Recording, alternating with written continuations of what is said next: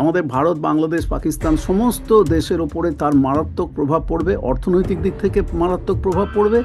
এবং এর যে প্রভাব পড়বে অর্থনৈতিক এবং সামরিক দিকের, আপনি যদি দুটো বিষয় একটু আলাদা আলাদা করে ব্যাখ্যা করেন। ইরানের বিরুদ্ধে সরাসরি যুদ্ধ ঘোষণা করেছে এবং বোমা বর্ষণ করছে। আরেকদিকে ইসরায়েলের তাদের একটা নতুন একটা বেস দরকার যেখান থেকে তারা সেই কাজটা করতে পারে। ট্রাম্প একদম চূড়ান্ত মিথ্যাবাদী হিসেবে নিজেকে প্রমাণ করছেন যে ইরানের উপর আক্রমণ নিয়ে।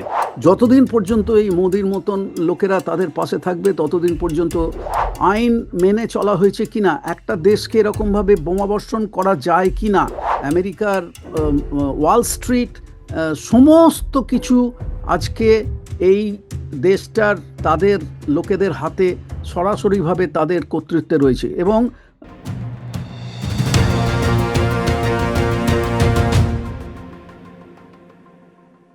সবাইকে আজকের এই খোলা আড্ডা অনুষ্ঠানে স্বাগত। আমি সুব্রত বসু। আপনারা এর মধ্যেই জেনেছেন যে ইসরায়েল এবং আমেরিকার যৌথ আক্রমণে ইরানের রাষ্ট্রপ্রধান এবং ধর্মীয় নেতা আয়াতুল্লাহ খামেনেই নিহত হয়েছেন। তার সঙ্গে তার কন্যা এবং নাতনিও মারা গেছেন। এই ঘটনাটি নিয়ে সমস্ত মধ্যপ্রাচ্য কিন্তু একটা এখন জ্বলন্ত আগ্নেয়গিরির অবস্থা নিয়েছে। ইরান প্রচণ্ডভাবে প্রত্যাঘাত করেছে বিভিন্ন আমেরিকান যে সমস্ত সৈন্যঘাঁটি রয়েছে পশ্চিম এশিয়ার বিভিন্ন দেশে, সেই সমস্ত জায়গায়। এখনো পর্যন্ত যা খবর পাওয়া যাচ্ছে তাতে ইসরায়েলের সৈন্য সদর দপ্তরেও তারা বড়সড় আঘাত এনেছে। এর মধ্যেই বিভিন্ন দেশে এই আমেরিকান আক্রমণের বিরুদ্ধে প্রতিবাদ শুরু হয়ে গেছে। আমাদের দেশে তো হচ্ছেই, পাকিস্তানে এবং বাগদাদে আমেরিকান দূতাবাসের সামনেও প্রতিবাদ হয়েছে। এই প্রতিবাদ আরও ছড়িয়ে পড়ছে, এমনকি খোদ আমেরিকাতেও এই প্রতিবাদের আগুন কিন্তু দেখা যাচ্ছে। সমস্ত বিশ্ব এখন একটা অশান্ত অবস্থায় এসে পৌঁছেছে। আমরা জানি না আগামী দিনে আমাদের জন্য কী ভবিষ্যৎ অপেক্ষা করছে। এই অবস্থায় আমরা একটা গুরুত্বপূর্ণ অনুষ্ঠান আজকে করছি। আমাদের সঙ্গে আজকে রয়েছেন নিউ ইয়র্ক থেকে সরাসরি ডক্টর পার্থ বন্দ্যোপাধ্যায়। পার্থবাবু আন্তর্জাতিক পরিস্থিতির উপরে খুব গভীরভাবে নজর রাখেন। পার্থবাবু, প্রথমেই আপনাকে আজকের এই অনুষ্ঠানে স্বাগত। আপনার কাছে প্রথমেই জানতে চাইবো, আপনি আগের একটা অনুষ্ঠানে বলেছিলেন যে ট্রাম্প অবশ্যই যুদ্ধের দিকে যাবে। আমার মনে আছে, আমাদের দর্শকদেরও নিশ্চয়ই মনে আছে আপনার সেই ভবিষ্যৎবাণী কিন্তু একেবারে মিলে গেছে। তো এখন যে পরিস্থিতি আপনি মধ্যপ্রাচ্যে, এবং সেই সঙ্গে যদি আপনি বিশ্লেষণ করেন আমেরিকায় আপনি পৌঁছে ওখানকার মানুষদের মানসিকতা, এই যুদ্ধ নিয়ে কি দেখলেন, সমস্তটা যদি আপনি বিশ্লেষণের মধ্যে আনেন একটু বলুন। হ্যাঁ, যুদ্ধ ছাড়া এদের কোনো আর রাস্তা নেই, কারণ এরা আম, যুদ্ধই হচ্ছে আমেরিকার এবং ইসরায়েলের প্রধান অস্ত্র। এবং দুর্ভাগ্যবশত এই আমার যে ভবিষ্যৎবাণী, সেটা তো আর আমি খুব, তার জন্য আমার খুব আনন্দ হচ্ছে না যে আমার ভবিষ্যৎবাণী সফল হয়েছে। মানে আমার মনে হচ্ছে যে কোন পৃথিবীটা আমরা আমাদের ছেলেমেয়েদের জন্য, আমাদের পরবর্তী প্রজন্মের জন্য আমরা কোন পৃথিবীটা রেখে যাচ্ছি, এবং তার উপরে আমাদের নিজেদের সাধারণ মানুষের কোনো হাতই নেই। আমরা শুধু দেখছি, হ্যাঁ, যে পৃথিবীটা ধ্বংস হয়ে যাচ্ছে। এবং এই আগে সমস্ত ইউরোপ, ব্রিটেন আমাদের দেশটাকে একেবারে ধ্বংস করে দিয়ে রক্ত চুষে 200 বছর ধরে চলে গেছে, সেই তার ফল ভোগ করছি। আর এখন এই দ্বিতীয় মহাযুদ্ধের পর থেকে আমেরিকা এবং ইসরায়েল, মানে সাধারণ মানুষ না, কিন্তু এই যে শাসক শ্রেণী, তারা একটা দানবীয় অপশক্তি। তারা সারা পৃথিবী জুড়ে একটার পর একটা যুদ্ধ বছরের পর বছর ধরে চালিয়ে যাচ্ছে, যার কোনো শেষ নেই।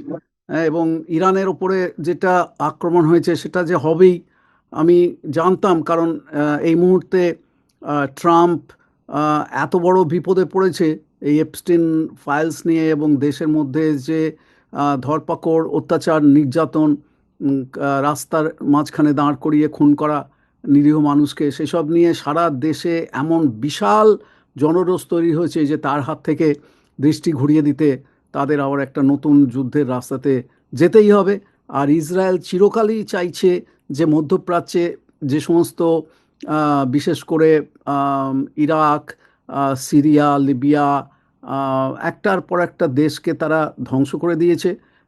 এবারে শেষ তাদের যে সামনে যে প্রধান বাধা সেটা এতদিন ছিল ইরান, এবং আমরা চিরকালই জানতাম যে ওরা কোনো না কোনো একটা একটা অজুহাত বার করবে যাতে ইরানকে ধ্বংস করে দেওয়া হয়, কারণ ইরানের তেলের ঘাঁটিটা ওদের দরকার। আর ওই যে মানে উম, মানে ভূ রাজনৈতিক যে সমীকরণ, তাতে ইরানকে শেষ করে দিতে পারলেই ইসরায়েলের ওই পুরো মধ্যপ্রাচ্যে তাদের নিরঙ্কুশ ক্ষমতা তারা বজায় রাখতে পারবে।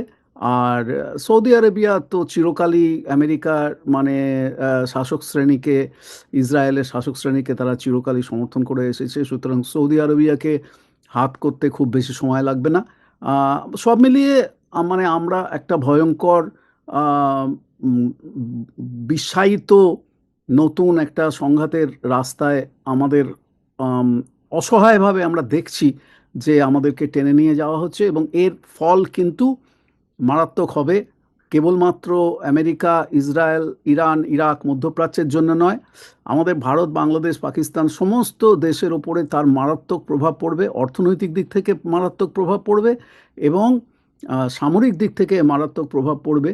কারণ সেটার কথা আমি আপনাকে পরবর্তী প্রশ্নের উত্তরে আমি বলার চেষ্টা করছি।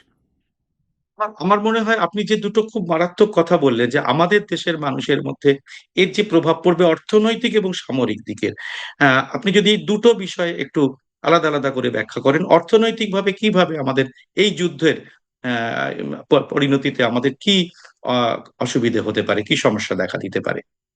হ্যাঁ, প্রধান যেটা হবে যে যে কোনো যুদ্ধের ফলেই আমরা চিরকালই দেখে এসেছি যে সেই দ্বিতীয় মহাযুদ্ধের সময় যেভাবে সেই চালের দাম বেড়েছিল এবং মানুষ না খেতে পেয়ে মারা গিয়েছিল।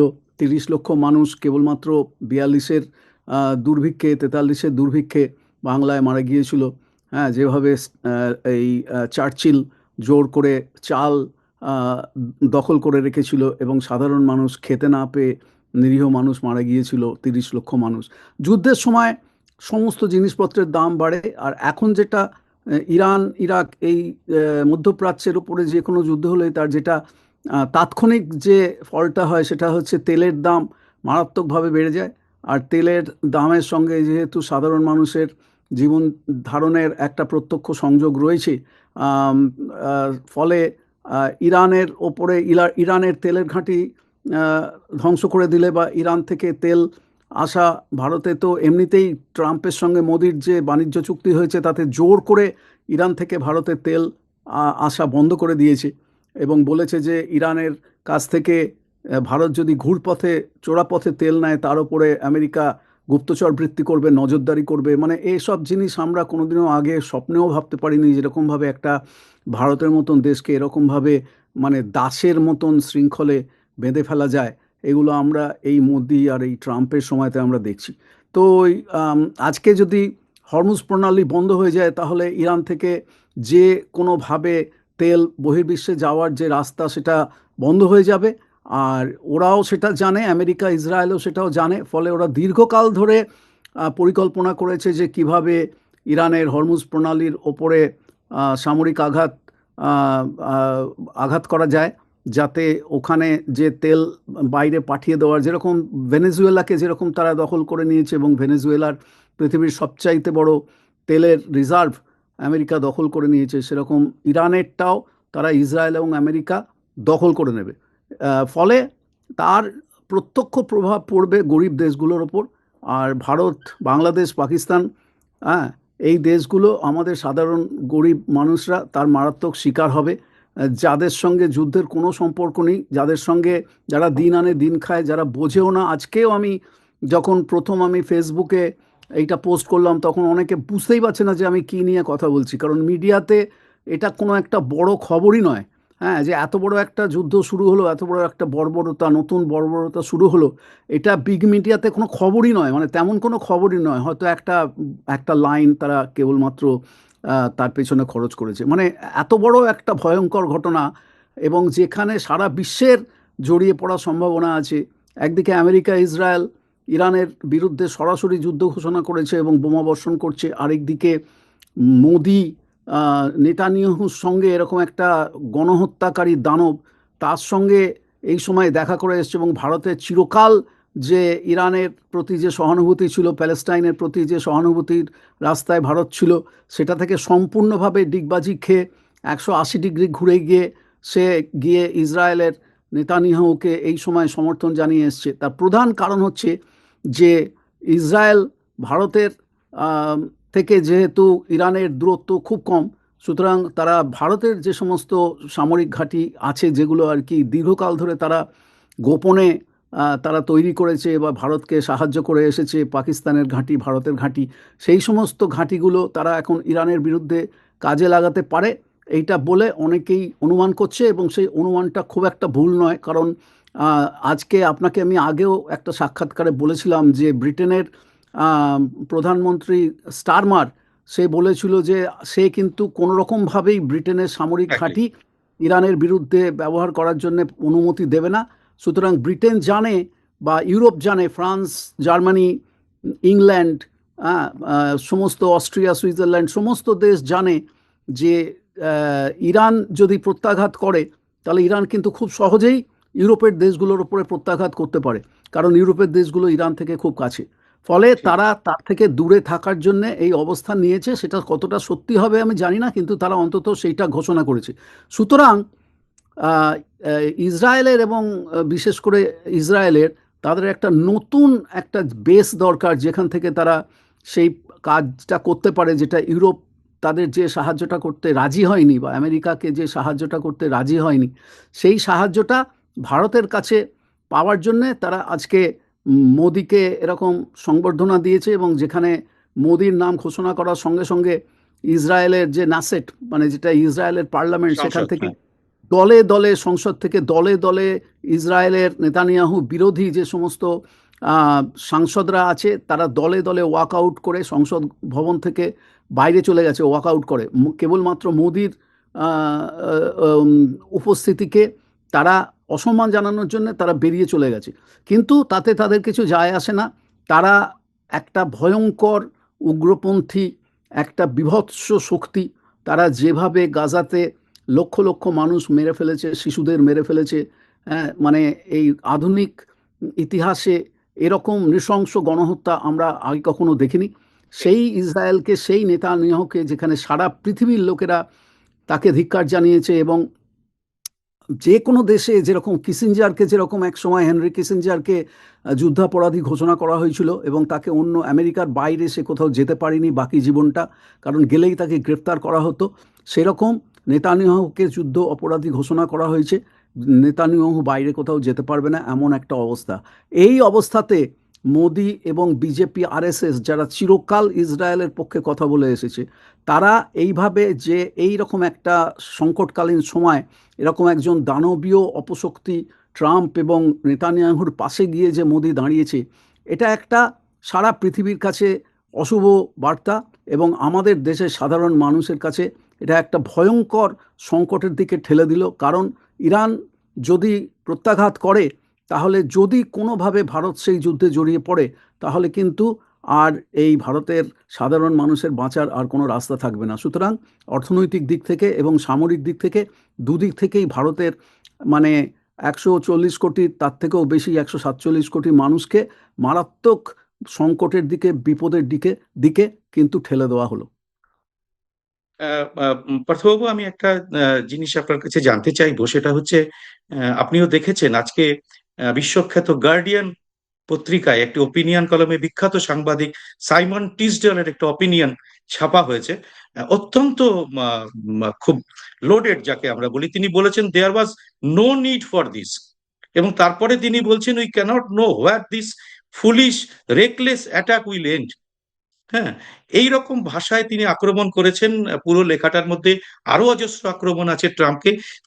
তিনি বারবারই প্রশ্ন তুলেছেন যে কেন এই এই আক্রমণ, এই হামলাতে কি পাবো আমরা, ইউরোপ বা আমেরিকান মানুষ, তারা কি পাবো?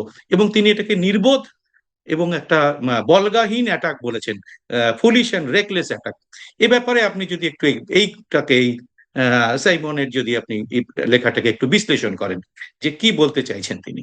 লেখাটা আমি পড়েছি, এবং শুনুন, আমি একটা কথা বলি, এসব লেখা, মানে আমরা আমরা যতই আলোচনা করি, যতই আমরা নিজেদের মতামত প্রকাশ করি না কেন, এই ইসরায়েল এবং আমেরিকা এবং ওই এই মোদির মতন এই ধরনের যে আরএসএস এর মতো ফ্যাসিস্ট যে শক্তিগুলো আছে, উগ্রপন্থী ভয়ঙ্কর যে শক্তিগুলো আছে, বা ধরুন উগ্রপন্থী ইসলামিক যে শক্তিগুলো আছে, আমি সবসময় বলে আসছি যে এই উগ্রপন্থী হিন্দু বা উগ্রপন্থী ইহুদি বা খ্রিস্টানদের সমালোচনা করতে গেলে সেই একইভাবে উগ্রপন্থী ইসলামের সমালোচনা আমাদের করতে হবে। সুতরাং আমি কারোকে বাদ দিয়ে বলছি না, কিন্তু আধুনিক পৃথিবীর ইতিহাসে হিটলার মুসোলিনির পতনের পরে আম, এরকম ভয়াবহ দানবীয় অপশক্তি এই আজকের ইসরায়েলের নেতানিয়াহু শাসক শ্রেণী আর ট্রাম্পের মতো একটা শাসক শ্রেণী, তাদের মতন এরকম দানবীয় অপশক্তি, যে অপশক্তি সারা পৃথিবীকে ধ্বংস করে দেওয়ার ক্ষমতা যাদের আছে এবং যাদের বিন্দুমাত্র বিবেক বলে কোনো বস্তু নেই, তারা কেবলমাত্র নিজেদের স্বার্থ রক্ষা করার জন্যে তারা সারা পৃথিবীর মানুষকে শেষ করে দিতে পারে। যতদিন পর্যন্ত এই মোদির মতন লোকেরা তাদের পাশে থাকবে ততদিন পর্যন্ত তারা তাদেরকে কিছু করবে না। কিন্তু আজকে কোনোভাবে যারা তাদেরকে কোনো ধরনের বিরোধিতা করবে তাদেরকে তারা একেবারে শেষ করে দেবে। যেরকম তারা ইমরান খাঁকে জেলে বন্দি করে রেখেছে, যেরকম তারা ভেনেজুয়েলার প্রেসিডেন্টকে হাতকড়া পরিয়ে সবার সামনে আমেরিকার জেলে নিয়ে গিয়ে বন্দি করে রেখেছে, যে কোনো মুহূর্তে যে কোনো দেশে, যে কোনো দরিদ্র দেশে বা উন্নতিশীল দেশগুলোতে তারা আক্রমণ করতে পারে, তাদের এক কিচ্ছু যায় আসে না। আর এই পুরো এপস্টিন যে পৈশাচিক যে ঘটনাবলী আমরা দেখে আমাদের মানে গা শিউরে উঠছে, যে যে সমস্ত নারীদের শিশুদের শিশু নিয়ে একদম, শিশু। যে যে মারাত্মক যে মানে পৈশাচিক পৈশাচিক কথাটা আমি বারবার করে বলছি। আমি বিস্তারিত বর্ণনায় যাচ্ছি না, কারণ সেগুলো পিশাচও লজ্জা পাবে, এখনো পর্যন্ত যা খবর হচ্ছে তো পৈশাচিক শয়তানও বললে লজ্জা কিছু, পাবে, শয়তানের লজ্জা পাবেন। শয়তানও লজ্জা পাবে। হ্যাঁ, সেই পুরো জিনিসটা ইসরায়েল থেকে শুরু হয়েছিল। এপস্টিনের পুরো ষড়যন্ত্রটা, এপস্টিন ছিল খালি সামনের একটা মুখ, পুরো পেছনে এর পেছনে এই এই দানবীয় অপশক্তির হাত ছিল। এখন তারা সারা পৃথিবী জুড়ে জাল বিছিয়েছিল, তারা মোদিকে সেখানে নিয়ে গেছে, রাজকীয় সংবর্ধনা দিয়েছে। তারা পেট্রোলিয়াম মন্ত্রী হরদীপ হরদীপ সিং সিং পুরী। পুরী, পেট্রোলিয়াম মন্ত্রী, কেন হঠাৎ পেট্রোলিয়াম মন্ত্রীকে তারা কেন নিয়ে গেল? এইগুলো আমাদের দেশের মিডিয়া কখনো আলোচনাই করছে না। এত লোক তখন তিনি থাকতে মন্ত্রী ছিলেনই না, বিজেপিওতে ছিলেন না, তিনি একজন সাধারণ মানুষ ছিলেন। তার আগে তিনি রিটায়ার করেছেন সরকারি অফিসার থেকে। হ্যাঁ, তো হ্যাঁ, তিনি তো এই সমস্ত কোনো পদেই ছিলেন না। এই সমস্ত লোককে দিয়ে তারা সারা পৃথিবীতে জাল বিছিয়েছে, যাতে তাদের ব্ল্যাকমেল করা যায়, যাতে তাদেরকে দিয়ে বিভিন্ন দেশে তাদের আগ্রাসন বৃদ্ধি করা যায়। এবং সে সোজা কথা হচ্ছে যে যে লোকগুলোকে তারা ধরেছে সেই লোকগুলোকে যাতে ব্ল্যাকমেল করা যায়। এইটা হচ্ছে এপস্টিন এটা ফাইলসের। আপনি ঠিকই বললেন, কারণ আমি গার্ডিয়ানেও দেখেছিলাম কিছুদিন আগে, কয়েকদিন আগে, যে প্রাক্তন প্রিন্স অ্যান্ড্রু, যাকে যৌন কেলেঙ্কারিতে ফাঁসানো হয়েছে বলে কথা হয়েছে, গ্রেপ্তার করা হয়েছে, এখন জানা যাচ্ছে তিনি সরকারি নথি তুলে দিয়েছেন এপস্টিনের কাছে, তাহলে তাকে এইভাবে এই হানি ট্র্যাপ করে। হ্যাঁ। হ্যাঁ, হুম। হানি ট্র্যাপ করেছে, কিন্তু এই জিনিসগুলো আমাদের দেশের মিডিয়া কখনো বলবে না। আজকে যদি আপনি নিউ ইয়র্ক টাইমস দেখেন, নিউ ইয়র্ক টাইমসের মতন এরকম সাংঘাতিক ভয়ঙ্কর সিনিস্টার মিডিয়া পৃথিবীতে আর খুব কম আছে। আমি দায়িত্ব নিয়ে বলছি, কারণ আমার গুরু নোম চমস্কি সারা জীবন তিনি এই আমেরিকান মিডিয়ার আমি ওই দ্বিচারিতার। জন্য একদম গার্ডিয়ান, মানে একদম ইউকে মিডিয়াকে কোট করলাম আপনাকে। ইউকের মিডিয়াকে কোট করলেন কারণ আমেরিকার মিডিয়া চুপ করে আছে। আপনি যদি আজকে নিউ ইয়র্ক টাইমস বা সিএনএন আপনি যদি দেখেন, তাহলে আপনার মনে হবে যে আহ, ইরানের ওপরে বোমা বর্ষণ হয়েছে, মানে এটা যেন কোনো একটা ব্যাপারই নয়। হ্যাঁ, কিন্তু কেন হয়েছে, এটা এটা অনৈতিক কিনা নৈতিক, এটার পেছনে কোনো রকম আন্তর্জাতিক আইন মেনে চলা হয়েছে কিনা, একটা দেশকে এরকমভাবে বোমা বর্ষণ করা যায় কিনা। হ্যাঁ, এবং মিথ্যে প্রচার, যেরকম সাদ্দাম হোসেনের নাকি গণবিধ্বংসী ক্ষেপণাস্ত্র আছে, এই সমস্ত অজুহাত দেখিয়ে ইরাকের মতো একটা দেশকে ধ্বংস করে দেওয়া হলো। সে দেশের প্রেসিডেন্টকে তুলে নিয়ে গিয়ে তাকে সর্বসমক্ষে সবার সামনে ফাঁসি দিয়ে মেরে ফেলা হলো। মানে কল্পনার বাইরে যেভাবে এরা নারকীয় এই সমস্ত কাজকর্ম একটার পর একটা করে চলেছে। আজকে তারা বলছে যে ইরান নাকি তাদের পরমাণু অস্ত্র আছে এবং সেটা তারা নাকি অন্য দেশের বিরুদ্ধে প্রয়োগ করবে। আবার একটা মিথ্যে প্রচার, সেই মিথ্যে প্রচারের সঙ্গে আবার সেই নিউ ইয়র্ক টাইমস, সিএনএন এবং আমেরিকার বিগ মিডিয়া তার সঙ্গে যুক্ত। এবং এদেরকে সবাইয়ের সঙ্গে এদের বলা হয় যে এদের সবাইয়ের আসল মালিক হচ্ছে পেছনে ওই মধ্যপ্রাচ্যের ওই দেশটা, যে দেশটা সারা পৃথিবীকে কন্ট্রোল করতে চাইছে, যে দেশটা আমেরিকাকে নানানভাবে কন্ট্রোল করে যাচ্ছে, আমেরিকার ব্যাংকিং সিস্টেম, আমেরিকার মিডিয়া, আমেরিকার ওয়াল স্ট্রিট, সমস্ত কিছু আজকে এই দেশটার তাদের লোকেদের হাতে সরাসরিভাবে তাদের কর্তৃত্বে রয়েছে। এবং যেরকম অনেকেই বলছে, দেখুন এইগুলো আমি যেগুলো বলছি এগুলো তো আমার কাছে কোনো প্রমাণ নেই, আমি যেগুলো পড়ে মানুষের সঙ্গে কথা বলে বিভিন্ন পত্রপত্রিকা দেখে বা নিজের অভিজ্ঞতা ব্যবহার করে চমস্কির সঙ্গে অসংখ্যবার কথা বলে আমি যে জিনিসগুলো শিখেছি সেই জিনিসগুলো আমি আপনাকে বলছি, যাতে আপনার যারা শ্রোতা, যারা মন দিয়ে আমাদের কথাগুলো শোনেন, তারা যাতে বুঝতে পারেন যে সারা পৃথিবী জুড়ে কি মারাত্মক একটা ভয়ঙ্কর খেলা চলছে, যে খেলার বলি হচ্ছি Exactly. আমাদের মতন সাধারণ মানুষরা। সুতরাং এই যে জিনিসগুলো চলছে, এই জিনিসগুলো আজকে পৃথিবীকে একেবারে ধ্বংসের খাদের কিনারায় নিয়ে গিয়ে দাঁড় করিয়েছে। আর যারা তাদেরকে সবকিছু জেনেও তাদেরকে সমর্থন করছে, তাদের প্রতি ধিক্কারের আমাদের কোনো ভাষা নেই। পার্থবাবু, আমি আবার আমার গার্ডিয়ানের সাইমনের একটু থেকে কোট করছি। তিনি এটা তো নির্বোধ বলেছেন, রেকলেস সেগুলো বলেছেন, এবং আহ, একটা জায়গায় তিনি এটা লিখছেন, কেননা ডোনাল্ড ট্রাম্প এর মধ্যে ট্রুথ সোশ্যালে একটা দাবি করেছেন যে ইরান নিউক্লিয়ার চুক্তি যেটা রয়েছে সেটা ভঙ্গ করেছে। এটা বারবারই তিনি বলছেন, এর আগে বারও বলেছিলেন গত বছর আক্রমণের সময়। সে সময় মার্কিন গোয়েন্দা প্রধান তুলসী গাবার্ড বলেছিল, না এটা এটা ঠিক নয়, আমাদের কাছে এরকম কোনো গোয়েন্দা ইনপুট নেই। তিনি সরাসরি ট্রাম্পের কথাকে উড়িয়ে দিয়েছিলেন। এবারও একদম সাইমন লিখছেন যে আহ, এটা একদম চূড়ান্ত মিথ্যে কথা যে ইরান কোনো পরমাণু অস্ত্র বানিয়েছে। তো আপনি এই যে কথাগুলো বললেন, আপনার কথার মধ্যে আমি ওই সাইমনের অনেক কথার প্রতিধ্বনি পাচ্ছি। তো আপনার কি মনে হয় ট্রাম্প একদম চূড়ান্ত মিথ্যাবাদী হিসেবে নিজেকে প্রমাণ করছেন যে এই ইরানের উপর আক্রমণ নিয়ে, যেটা যে চরম কারণ চরম তিনি দেখাচ্ছেন, যে চরম কারণের জন্য তিনি মিথ্যাবাদী। আক্রমণ। ট্রাম্পের কোনো কথায় বিশ্বাস করা যায় না। ট্রাম্প সকালে যে কথাটা বলে বিকেলে তার উল্টো কথা বলে। আমি এরকম, শুনুন, আমি তো আমেরিকায় থাকি, হ্যাঁ, আমার তো মানে আমি এই কথাগুলো যে বলছি, আমি এই কথাগুলো মানে আমার কোনো সেরকম, আমি একটা কোনো ফেমাস লোক না যে আমার কথা খুব মানে সবাই ট্রাম্প আর কালকে সকালে উঠে মন দিয়ে শুনবে, তার কোনো সম্ভাবনা নেই। কিন্তু আমি বলছি যে সাধারণ বাঙালি, সাধারণ ভারতীয়, আমি আশা করব ভবিষ্যতে আপনি আপনার এই যে সাক্ষাৎকারগুলো না, এগুলো আপনি তলায় আপনি হিন্দিতে বা ইংরেজিতে আপনি সাবটাইটেল করে দেওয়ার ব্যবস্থা করবেন, যাতে অন্য ভাষাভাষীর মানুষও আমাদের এই আলোচনাগুলো বুঝতে পারে। ঠিক কারণ ঠিক। আমরা কেবলমাত্র বাঙালিদের কাছে পৌঁছচ্ছি, এবং বাঙালিদের কাছে কেবলমাত্র যে পৌঁছচ্ছি, যারা শুনছেন অনেকেই শুনছেন। গতবার লাস্ট যে আপনার সঙ্গে যে কলকাতায় শেষ সাক্ষাৎকারটা আপনি আমার নিয়েছিলেন, সেটা দেখলাম যে প্রায় 1 লক্ষ মানুষ সেইটা দেখেছেন। হ্যাঁ হ্যাঁ, হ্যাঁ, এটা তো অনেক সুযোগ দেখেছেন। আচ্ছা, আচ্ছা, দেখছেন, খুব ভালো কথা, কিন্তু তারপরে তারা কি করছেন? তাদের তো কিছু একটা করতে হবে। এটা কেবলমাত্র শুনলাম, শুনে আমি একটা নতুন কিছু শিখলাম, বা আমি সমর্থন করলাম বা আমি সমর্থন করলাম না, সেটা ঠিক আছে, কিন্তু তারপরের স্টেপটা কি? এটাকে মানুষের কাছে ছড়িয়ে দিতে হবে, মানুষকে বোঝাতে হবে যে এই জিনিসগুলো চলছে, এবং এতে আমাদের এভাবেই জনমত তৈরি হয়, এভাবেই জনমত আমাদের তৈরি হয়। আমাদের জেনে লাভটা কি আপনি যেটা সবচেয়ে বড় তুলছেন কথা। সেটাই অনেক লোক শুনছে, তাদের মধ্যে থেকে তারা ছড়িয়ে দিচ্ছেন বই লক্ষ লক্ষ লোক আহ, আর দেখছেন এটা। এবং আমরা হ্যাঁ, আশা করি যে তাদেরও একটা জনমত তৈরি হচ্ছে যে এর বিরুদ্ধে, যে একটা সম্পূর্ণ মিথ্যার উপর ভিত্তি করে একটা মধ্যপ্রাচ্যে একটা অশান্তি তৈরি করা হলো, এবং এবং একটা যার প্রাচীন দেশকে একটার পর একটা প্রাচীন একটা প্রাচীন রাষ্ট্র পারস্যের মতো ধ্বংস একটা করে দেওয়া হলো। সভ্যতাকে ধ্বংস করে দেওয়ার দিকে আমরা দেখতে পাচ্ছি। অদ্ভুত আহ, ব্যাপার। এটা ভাবা যায় না। এবং যেটা আপনার কাছে আমার শেষ জানার বিষয়, সেটা হচ্ছে যে আপনি তো নিউ ইয়র্কে পৌঁছে গেছেন বেশ কয়েকদিন হলো। আপনি নিউ ইয়র্কে পৌঁছে নিশ্চয়ই আপনি নিউ ইয়র্কের বাতাবরণ দেখতে পাচ্ছেন, আমেরিকার বাতাবরণ দেখতে পাচ্ছেন।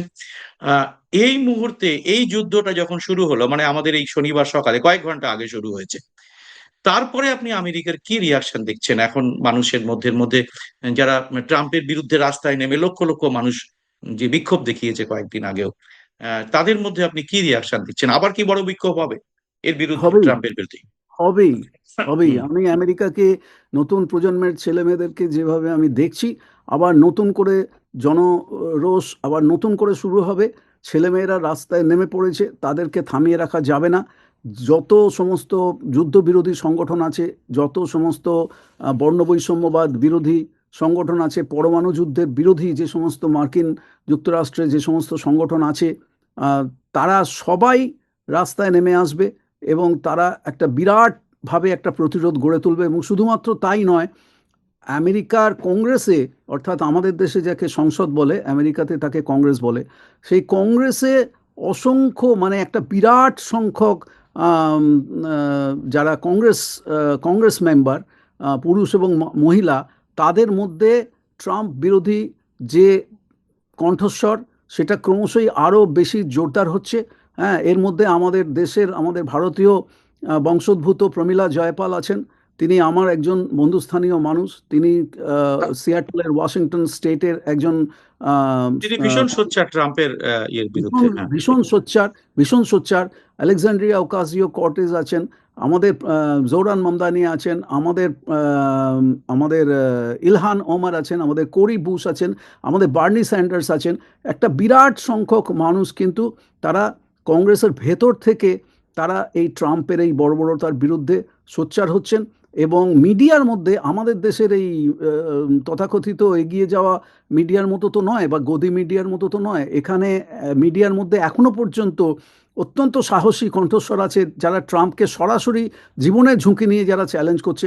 এবং তাদের যে এই একটানা যে লড়াইটা চলছে, সেই লড়াইতে এদেশের, এবং বিশেষ করে মনে রাখতে হবে যে ট্রাম্পকে যারা ভোট দিয়েছিল তার বুজুর্গিতে ভুলে, হ্যাঁ, এই মাগা মেক আমেরিকা গ্রেট এগেন স্লোগানে বা মিথ্যে প্রচারের শিকার হয়ে যারা ট্রাম্পকে ভোট দিয়েছিল, তাদের মধ্যে অনেকে ভোট দিয়েছিল কারণ ট্রাম্প একটা যুদ্ধবিরোধী অবস্থান নিয়েছিল। সেই সময় বলেছিল যে আমি নতুন কোনো যুদ্ধের মধ্যে আমি যাব না। ঠিক এটা ঠিক। ছিল ট্রাম্পের একটা বিরাট, কারণ যারা যারা হচ্ছে মৌলবাদী খ্রিস্টান, তারা আর যাই হোক, তারা হয়তো তাদের হয়তো 10-15টা করে সন্তান আছে আজকের দিনেও, এবং তারা হয়তো বিজ্ঞানে বিশ্বাস করে না। এবং ওই আমাদের দেশের গোবলয়ের মতো এদেশেও তাদেরকে বলা হয় বাইবেল বেল্ট। হ্যাঁ, সেখানে তারা বসবাস করে যারা কোনো রকম বিজ্ঞানের ধার ধারে না। তাদের মধ্যেও কিন্তু একটা জিনিস আছে, তারা কিন্তু যুদ্ধের বিরুদ্ধে তাদের একটা কণ্ঠস্বর আছে। এবং তারা ওই যুদ্ধের বিরোধী যে ট্রাম্প যে অবস্থানটা নিয়েছিল তাদের ভোট পাওয়ার জন্যে, সেইটার প্রলোভনে, সেইটার বুজরুগিতে ভুলে তারা ট্রাম্পকে সমর্থন করেছিল। তাদের মধ্যেও একটা শ্রেণী কিন্তু, বিশেষ করে যারা বিভিন্ন চার্চের যারা প্যাস্টর আছেন, যারা আর কি চিরকাল একটা যুদ্ধবিরোধী অবস্থান যারা নিয়েছে, ভায়োলেন্স বিরোধী অবস্থান যারা নিয়েছে, তারা কিন্তু ট্রাম্পের এই মানে হিপোক্রিসিতে বা মিথ্যে কথায় এবং দ্বিচারিতায় তারা মারাত্মকভাবে বিক্ষুব্ধ। এবং তারাও কিন্তু ট্রাম্পের বিরুদ্ধে তাদের কণ্ঠস্বর ক্রমশই জোরালো হচ্ছে। সুতরাং এর একটা আলটিমেট একটা পরিণতি ট্রাম্পের বিরুদ্ধে যাবে বলে আমি মনে করছি। ট্রাম্পও সেটা জানে। সেই কারণেই ওই আমাদের দেশে যেমন বিপদে পড়লেই যেমন যুদ্ধের বাদ্য বেজে ওঠে সীমান্তে, সেরকম এদেশেও ট্রাম্প এখন এমন বিপদে পড়েছে যে যুদ্ধের বাদ্য ছাড়া তার হাতে আর কোনো রাস্তা নেই। আমি কয়েকদিন আগেই আপনি দেখেছেন, বার্নি স্যান্ডার্সের একটা ভিডিও খুব প্রচারিত হয়েছে, ভাইরাল হয়েছে প্রায়। তিনি আমেরিকার প্রকৃত অবস্থা, বাকি মানুষের খাদ্য নেই, শিক্ষার সংকট, স্বাস্থ্যের সংকট নিয়ে একটা খুব ভিডিও করে দিয়েছেন। এবং ঘটনাচক্রে ঠিক তার কয়েকদিন পরেই, যেটা আপনি বললেন, যখনই খাদ্য বাসস্থানের দাবি বেশি বেশি করে ওঠে, তার মধ্যেই সীমান্তে যুদ্ধ শুরু হয়ে যায়।